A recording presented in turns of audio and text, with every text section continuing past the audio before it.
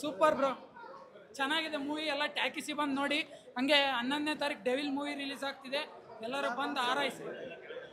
ಡೆವಿಲ್ನ ಹಬ್ಬ ಥರ ಮಾಡಿ ಸರ್. ಡೆವಿಲ್ ಚೆನ್ನಾಗಿದೆ ಸರ್, ಮೂವಿ ಸಖತ್ತಾಗಿದೆ. ಇದೇ 11ನೇ ತಾರೀಕು ನಮ್ಮ ಬಾಸ್ ಡೆವಿಲ್ ಮೂವಿ ರಿಲೀಸ್ ಆಗ್ತಾರೆ, ಎಲ್ಲರೂ ಬಂದು ಥಿಯೇಟ್ರಲ್ಲಿ ನೋಡಿ ಸಂತೋಷ ಪಡೆದು ಆರೈಸಿ. ಇದೇ ನಮ್ಮ ಬಾಸ್ತು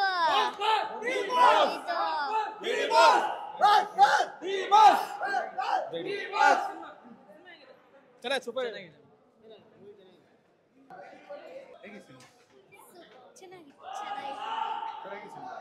ಡೆವಿಲ್ ಡೆವಿಲ್ ಬರಬೇಕು. ಸೂಪರ್ ಆಗಿತ್ತು ಮೂವಿ ಮಾತ್ರ, ಅಲ್ಟಿಮೇಟ್ ಗುರು. ಟ್ವಿಸ್ಟ್ ಮೇಲ್ ಟ್ವಿಸ್ಟು, ಟ್ವಿಸ್ಟ್ ಮೇಲ್ ಟ್ವಿಸ್ಟು. ಫೋಟೋ ಎಲ್ಲರಿಗೂ ನಮಸ್ಕಾರ. ನಾನು ರೂಪತಾರ ಅಂತ ತುಮಕೂರಿನಿಂದ ಬಂದಿದ್ದೀನಿ ಫ್ಲಡ್ ಮೂವಿ ಟೀಮ್ಗೆ ಸಪೋರ್ಟ್ ಮಾಡೋಕ್ಕೆ. ಮೂವಿ ಟ್ವಿಸ್ಟ್ ಮೇಲೆ ಟ್ವಿಸ್ಟ್ ಇದೆ, ಟರ್ನ್ ಮೇಲೆ ಟರ್ನ್ ಇದೆ, ಏನಂತಲೇ ಹೇಳೋಕ್ಕಾಗಲ್ಲ. ಅದರಲ್ಲೂ ಹೀರೋಯಿನ್ ಅಂತೂ ತುಂಬ ಚೆನ್ನಾಗಿ ಆ್ಯಕ್ಟ್ ಮಾಡಿದ್ದಾರೆ. ಅವ್ರನ್ನ ವಿಲನ್ ಅಂತಲೂ ಹೇಳೋಕ್ಕಾಗಲ್ಲ, ಹೀರೋಯಿನ್ ಅಂತಲೂ ಹೇಳೋಕ್ಕಾಗಲ್ಲ. ಅದರಲ್ಲೂ ಚಂದು ಹ್ಯಾಟ್ಸ್ ಆಫ್, ಇಡೀ ಟೀಮ್ಗೆ ಹ್ಯಾಟ್ಸ್ ಆಫ್. ಮೂವಿ ಸ್ಟೋರಿ ತುಂಬ ಚೆನ್ನಾಗಿದೆ, ಫ್ಯಾಮಿಲಿ ಪೂರ್ತಿ ನೋಡ್ಬೋದು, ಯಾವುದೇ ಒಂದು ಇದಿಲ್ದೇ. ಡೈಲಾಗ್ಸ್ ಎಲ್ಲ ಚೆನ್ನಾಗಿದೆ, ಸ್ಕ್ರಿಪ್ಟ್ ರೈಟಿಂಗ್ ಚೆನ್ನಾಗಿದೆ, ಲೊಕೇಶನ್ ಚೆನ್ನಾಗಿದೆ.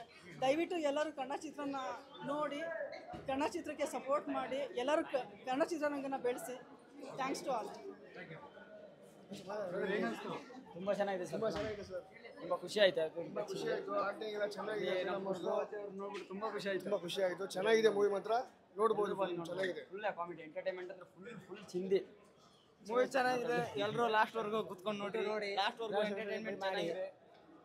ಬಂದು ನೋಡ್ರಿ, ತುಂಬ ಚೆನ್ನಾಗಿದೆ. ನಿಮಗೆ ಏನು ಅನ್ಸುತ್ತೆ ಸರ್? ನಿಮಗೆಲ್ಲ ಏನು ಅನಿಸ್ತು? ನನಗೂ ಹಂಗೆ ಅನಿಸುತ್ತೆ, ನಾನು ನಿಮ್ಮಂಗೆ ಅಲ್ವಾ. ಇಂಟರ್ನೆಟ್ ಅಲ್ಲಿ ಒಂದಿಷ್ಟು ರಿವ್ಯೂಗಳನ್ನು ನೋಡ್ತಾ ಇದ್ದೀರಾ ಫ್ಲಡ್ ಸಿನಿಮಾ ಬಗ್ಗೆ. ಓಕೆ, ಸೊ ಆ ರಿವ್ಯೂಗಳನ್ನ ನೋಡ್ಬಂದು ಸಿನಿಮಾ ನೋಡಿದಾಗ ನಿಮ್ಗೆ ಹೇಗೆ ಅನ್ಸುತ್ತೆ? ಇಲ್ಲ, ನಾನು ಯಾವ ರಿವ್ಯೂ ನೋಡಿರಲಿಲ್ಲ. ನನಗೆ ನಿಮಿಕಾ ಫೋನ್ ಮಾಡಿದ್ರು. ನಾನು ಸಿಕ್ಕಾಪಟ್ಟೆ ಬ್ಯುಸಿ ಇದ್ದೀನಿ, ಅಂದರೆ ನಾನು ಶೂಟಿಂಗಲ್ಲಿ ಡೇ ಆ್ಯಂಡ್ ನೈಟ್ ಶೂಟ್. ನನಗೆ ಇವತ್ತೊಂದಿನ ಬ್ರೇಕ್ ಇತ್ತು.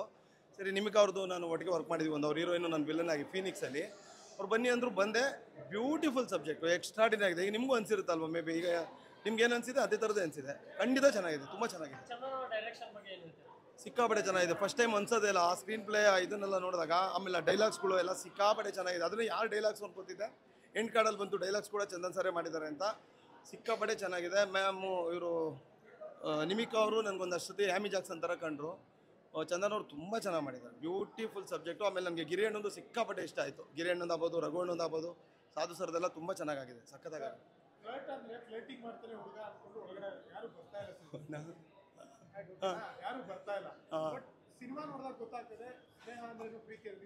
ಅಲ್ಲ, ಏನು ಗೊತ್ತಾ, ಈಗ ಅದೇ ಇದರಲ್ಲಿ ಇರೋದು ಒಳಗಡೆ. ಅದನ್ನ ನಾನು ಹೇಳಿದ್ರೆ ತಪ್ಪಾಗುತ್ತೆ, ಆ ಸೀಕ್ರೆಟ್ ಬಿಟ್ಕೊಟ್ಟಂಗೆ ಆಗುತ್ತೆ. ನಿಜವಾಗ್ಲೂ ತುಂಬ ತುಂಬ ತುಂಬ ಚೆನ್ನಾಗಿದೆ ಸಿನಿಮಾ. ದಯವಿಟ್ಟು ಬಂದು ಥಿಯೇಟರ್ ಸಿನಿಮಾ ನೋಡಿ. ನನಗೆ ನನ್ನ ಫ್ರೆಂಡ್ ರಾಕೇಶ್ ಅಂತ, ಅವನೇ ನೆನಪಾಗೋದು. ಇಲ್ಲೇ ಪಕ್ಕದಲ್ಲೇ ಇದ್ದಾನೆ, ಇಲ್ಲೆಲ್ಲೋ ನಿಂತಿರ್ಬೇಕು. ನೀವೆಲ್ಲ ಅಡ್ಡ ಬಂದ ಸೈಡಲ್ಲಿ ಇಲ್ಲೆಲ್ಲ ಇರ್ತಾನೆ. ಅವ್ನಿಗೇನು ಹೇಳಕ್ಕೆ ಇಷ್ಟಪಡ್ತೀನಿ, ಸಾಯೋರು ನನ್ನ ಜೊತೆ ಇರಯ್ಯ ಅಂತ ಹೇಳಕ್ಕೆ ಇಷ್ಟಪಡ್ತೀನಿ. ಇನ್ನೇನು ಹೇಳ್ಬೋದು? ಹೌದು ಸರ್, ನನಗೂ ಖುಷಿ ಆಯಿತು ಸರ್. ನಾವು ಸರ್ ಫ್ಯಾನ್ಸ್ಗಳನ್ನ ಸರ್. ನಾನು ಅದಕ್ಕೆ ಆಗಲಿಂದ ಫೋಟೋ ಇಸ್ಕೊಂಡು ಫೋಟೋ ತಗೊಂಡೆ. ಮತ್ತು ಒಂದು ಪೋಸ್ಟರ್ ಕೊಟ್ಟರು, ಇನ್ನೂ 2 ಕೊಡಿ ಅಂತ 3 ಇಸ್ಕೊಂಡಿದ್ದೀನಿ. ನಮ್ಮ ಅವರು ಸೈಯದ್ ಅಂತ ನನ್ನ ಫ್ರೆಂಡ್ ಹತ್ರ ಇದೆ. ಈ ಲೈಟು ಏನು ಕಾಣ್ತಾನೆ ಇಲ್ಲ ನಂಗೆ. ಹೌದು ಸರ್, ಖಂಡಿತ ಹೌದು ಸರ್. ನಾನು ಶೂಟ್ ಮುಗಿಸ್ಕೊಂಡು ಸಂಜೆನೇ ಹೋಗ್ತೀನಿ ಸರ್. ಇಮಿಡಿಯೇಟಾಗಿ ನಾನು ಶೂಟ್ ಇದೆ ಆ ಡೇಟಲ್ಲಿ, ಬಟ್ ಸಂಜೆ ಹೋಗ್ತೀನಿ ಸರ್. ನಾನು ಆಚೆ ಬಂದಾಗಲೂ ಫಸ್ಟ್ ಅದರ ಡೇಟೇ ಕೇಳಿದ್ದು. ಸರ್ ಹೇಗಿದ್ದಾರೆ, ಏನಾಯಿತು ಅಂತಲೇ ಕೇಳಿದ್ದು ಆಚೆ ಬಂದ ತಕ್ಷಣ. ಈಗ ನಾನು ಹೇಳಿದ್ರೆ ಸುಳ್ಳು ಅನ್ಸುತ್ತೆ ಮೀಡಿಯಾ ಮುಂದೆ, ಬಟ್ ಇದು ನಿಜ. ವೀಕ್ಷಕರಿಗೆ ಒಂದು ಕರೆ ಕೊಡೋದಾದ್ರೆ ಈ ಸಿನಿಮಾ ಬಗ್ಗೆ ದಯವಿಟ್ಟು ಬನ್ನಿ. ಯಾರನ್ನೂ ಕತೆ ಕೇಳ್ಬಿಡಿ. ಸಿನಿಮಾದು ಕತೆ ಕೇಳಿದ್ರೆ ಮಜಾ ಹೋಗ್ಬಿಡುತ್ತೆ. ಯಾರನ್ನೂ ಕತೆನೇ ಕೇಳದೆ ಬಂದು ಈ ಕತೆ ನೋಡಿ, ಸಿಕ್ಕಾಪಟ್ಟೆ ಖುಷಿ ಆಗುತ್ತೆ. ನಾನು ಫಸ್ಟ್ ಏನೋ ಅಂದ್ಕೊಂಡೆ ಬೇರೆ ಥರ, ಕ್ಲೈಮ್ಯಾಕ್ಸೇ ಬೇರೆ. ಅದ್ಭುತ cinema. Thank you.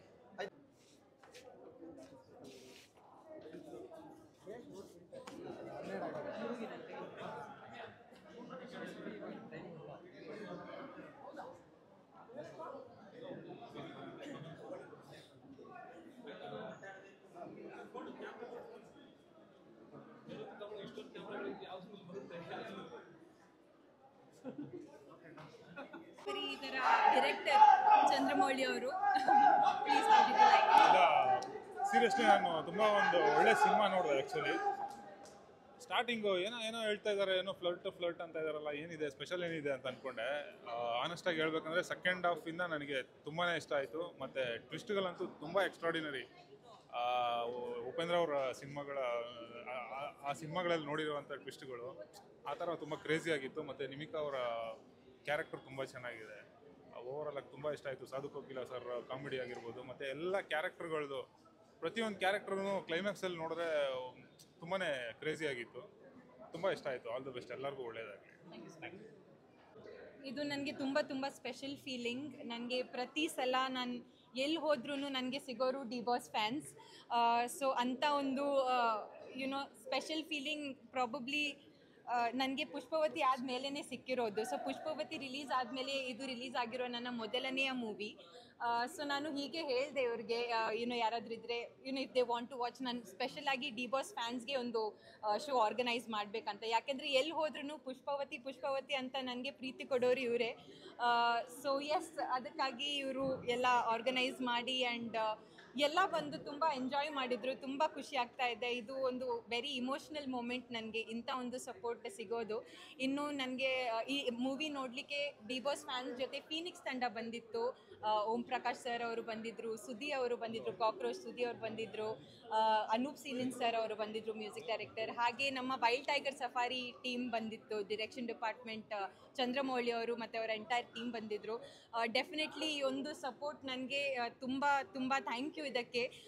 Flirt movie ಇನ್ನೂ ನಮ್ಮ ಥಿಯೇಟರ್ಸಲ್ಲಿದೆ, ಎಲ್ಲ ಥಿಯೇಟರ್ ಹೋಗಿ ನೋಡಿ ಈ ಮೂವಿನ. ಹಾಗೆ ನನ್ನ ಮುಂಬರುವ ಚಿತ್ರ ಫೀನಿಕ್ಸ್ ಮತ್ತು ವೈಲ್ಡ್ ಟೈಗರ್ ಸಫಾರಿಗೂ ನಿಮ್ಮ ಪ್ರೀತಿ ಹೀಗೆ ಇರಲಿ. ಥ್ಯಾಂಕ್ ಯು ಸೋ ಮಚ್ ಎಲ್ಲ ಬಂದಿದ್ದಕ್ಕೆ. Definitely Devil is going to be a super hit. But ಅದಕ್ಕಿಂತ ಮುಂಚೆ ನಮ್ಮ ಮೂವಿನ ಒಂಚೂರು ಬಂದು ನೋಡಿ ಹೋಗಿ. Thank you so much. Thank you. Fans reaction I think ಅದಕ್ಕೆ ಬಂದಿರೋದು ನಾನು. ಫ್ಯಾನ್ಸ್ ಸ್ಪೆಷಲಿ ಒಳಗಡೆ ಮೂವಿ ಪ್ಲೇ ಆಗ್ತಾ ಇರುವಾಗ ನಾನು ಬಂದಾಗ ಒಂದಿಷ್ಟು ಪುಷ್ಪವತಿ ಡಿ ಬಾಸ್ ಅಂತ ಒಂದಿಷ್ಟು ಬೊಬ್ಬೆ ಹಾಕಿದ್ರು. That is special.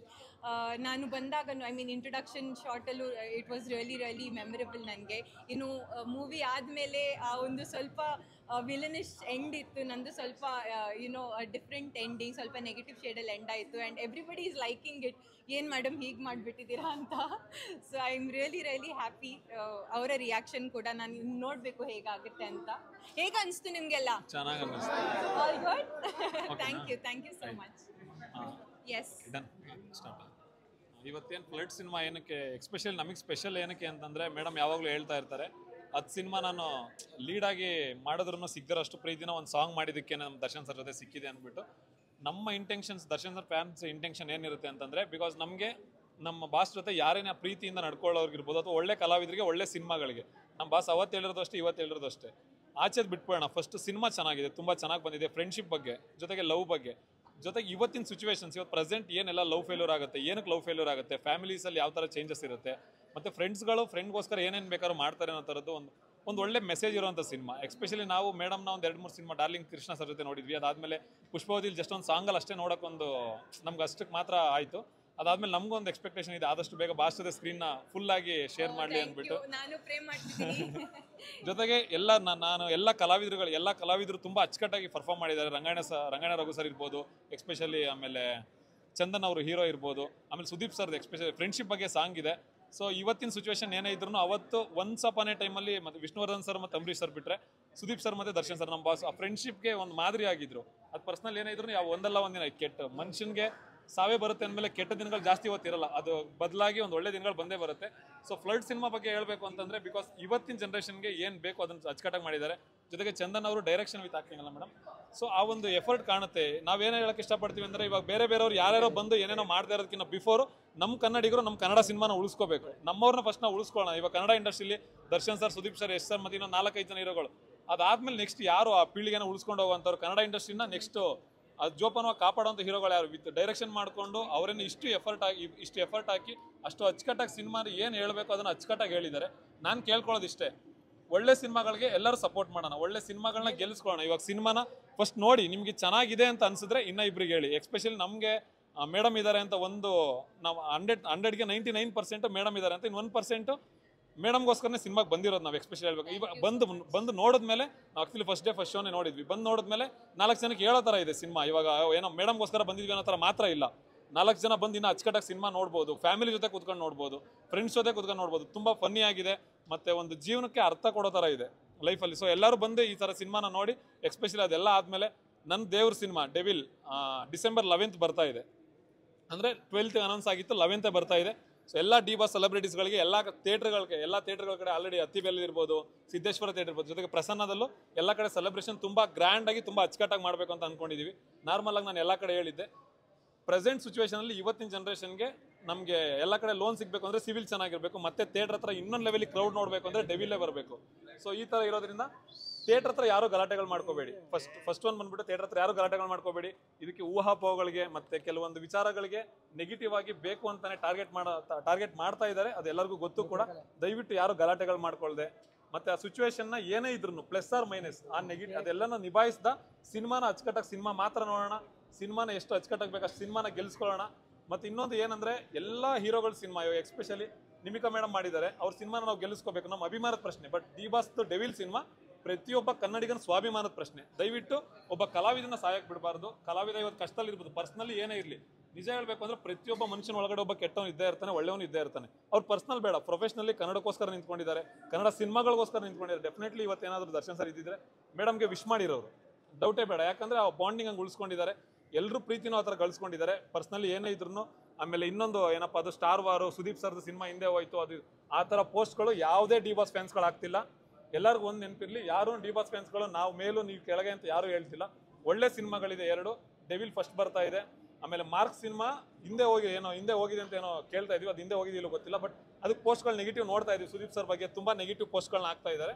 ಸೊ ಅದಕ್ಕೆ ನಾನು ಒಂದೇ ಹೇಳಕ್ಕೆ ಇಷ್ಟಪಡ್ತೀನಿ ಅಂದರೆ, ಸರ್ ನಮ್ಗಳ ಮಧ್ಯೆ ಸ್ಟಾರ್ ವಾರ್ ಇಲ್ಲ. ಫಸ್ಟ್ ನಾವು ಕನ್ನಡಿಗರು ಕನ್ನಡ ಸಿನಿಮಾಗಳನ್ನ ನೋಡಬೇಕು, ಕನ್ನಡ ಸಿನಿಮಾಗಳನ್ನ ಬೆಳೆಸ್ಕೋಬೇಕು. ಸೆಕೆಂಡ್ ಒನ್ ಬಂದ್ಬಿಟ್ಟು ನಾವು ಅವ್ರ ಸಿನಿಮಾನ ನೋಡ್ತೀವಿ, ನಮಗೂ ಅವ್ರ ಮೇಲೆ ಅಷ್ಟೇ ಗೌರವ ಇದೆ, ಒಳ್ಳೆ ಕಲಾವಿದರು ಕೂಡ. ಸೊ ದಯವಿಟ್ಟು ಎಲ್ಲರೂ ಎಲ್ಲ ಸಿನಿಮಾನ ನೋಡಿ ಒಳ್ಳೇದಾಗಲಿ.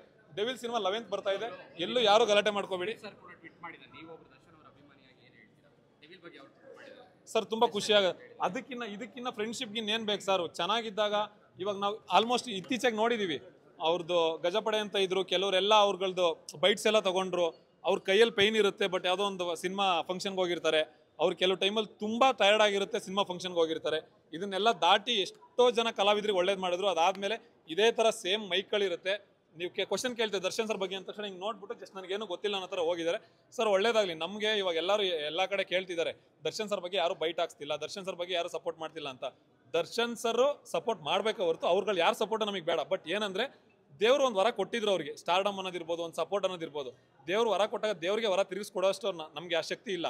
ಬಟ್ ಆ ವರ ಕೊಟ್ಟಿರೋ ದೇವರಿಗೆ ಪೂಜೆ ಮಾಡಿ ಒಂದು ಕೃತಜ್ಞತೆ ಅನ್ನೋದು ಸಲ್ಲಿಸಬೇಕು. ಮನುಷ್ಯನಿಗೆ ಮಾನವೀಯತೆ, ಆ ಗುಣಗಳು ತುಂಬ ಇಂಪಾರ್ಟೆಂಟ್ ಪ್ರತಿಯೊಬ್ಬರಿಗೂ.